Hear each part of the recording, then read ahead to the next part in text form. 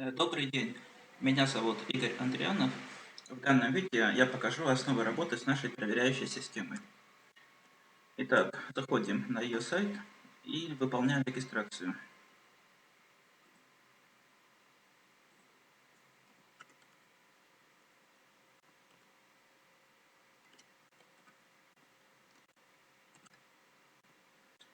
В ближайшее время планируется несколько доработать регистрационную форму, в ней появятся новые поля.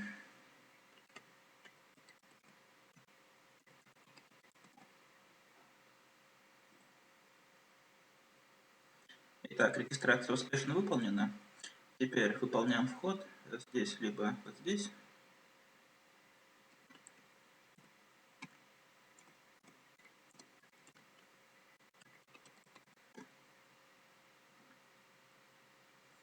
Нажимаем кнопку «Задачи». Видим, слева находятся задачи, сгруппированные по темам и учебным курсам. Для примера откроем тему «Разные задачи» и выполним решение простейшей задачи А плюс Б, в которой требуется написать программу, находящую сумму двух целых чисел. Нажмем на кнопку «Послать на проверку», выберем соответствующий компилятор.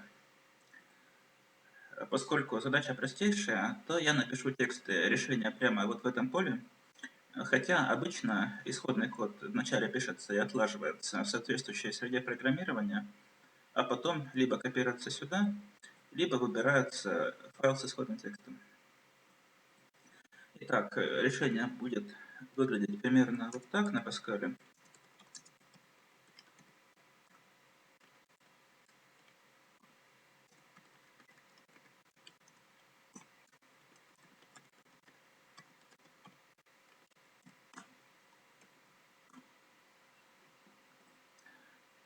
Нажимаем кнопку «Отправить». При этом наше решение отправляется на сервер, там компилируется и проверяется на неизвестном заранее наборе тестов. Обновляем нашу веб-страничку. В результате получили ответ «Верно». Возможны другие результаты, например, неправильный ответ с указанием номера теста, ошибка компиляции и ряд других. Для более сложных задач весьма интересно было бы посмотреть, как эту задачу решали другие участники. Решив задачу, мы тем самым автоматически получаем доступ и к чужим решениям, но если, конечно, их авторы явно не заблокировали просмотр. Для того, чтобы познакомиться с другими решениями этой задачи, щелкнем снова на задачу и нажмем ссылку «Статистика». На открывшейся странице показана некоторая статистическая информация по данной задаче, то есть сколько человек решало, сколько из них решило, сколько было неправильных ответов и так далее. А внизу имеется доступ к решениям. Ну вот для примера можно посмотреть, скажем, решение пользователя debug на языке Python, нажимаем ссылочку «Исходный код» и видим текст. Теперь попытаемся отправить неверное решение этой же задачи. Значит, снова открываем онлайн-статус и нажимаем вот сюда, вот, чтобы загрузить последний отправленный исходник. И, допустим, вместо А плюс Б выведем А минус Б. Отправим решение в таком виде. Как и ожидалось, получили неправильный ответ. Обратите внимание, что рядом с результатом имеется такая ссылка в виде лампочки. При нажатии на эту ссылку открывается подсказка к тесту, где мы видим входные данные, ожидаемый верный результат и что выдала наша программа. Конечно, стоит отметить, что подсказки работают не для всех задач.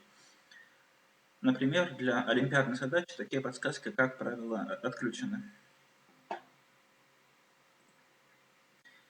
Теперь давайте рассмотрим пример решения еще одной задачи на разработку SQL-запроса к базе данных.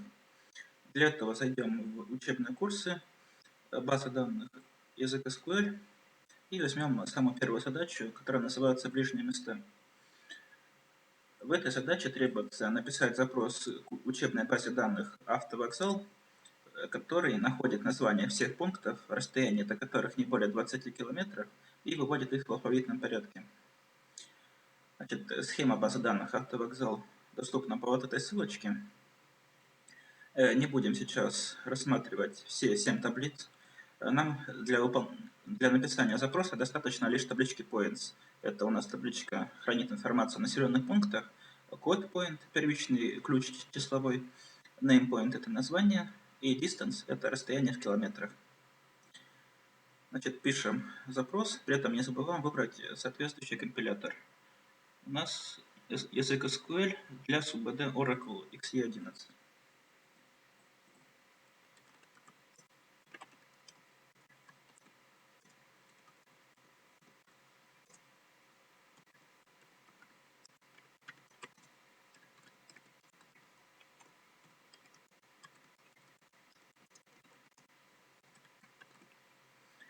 Отправляем запрос на проверку.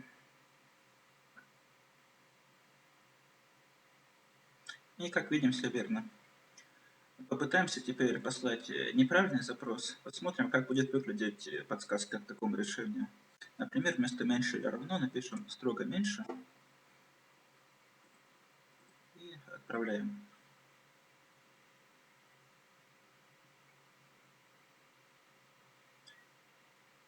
Как и предполагалось, получили неправильный ответ на первом тесте. В подсказке написано, какие данные должны быть в верном ответе, какие данные получили мы. Ну и некоторые комментарии о том, что именно неправильно. Стоит отметить, что в задачах по языку SQL подсказки выводятся только на первый тест, а на следующих тестах запрос проверяется на других данных, но подсказки уже недоступны. Итак, мы рассмотрели основы работы с данной проверяющей системой. Дополнительную информацию по работе с ресурсом можно найти также в справочной системе вот по данной ссылке.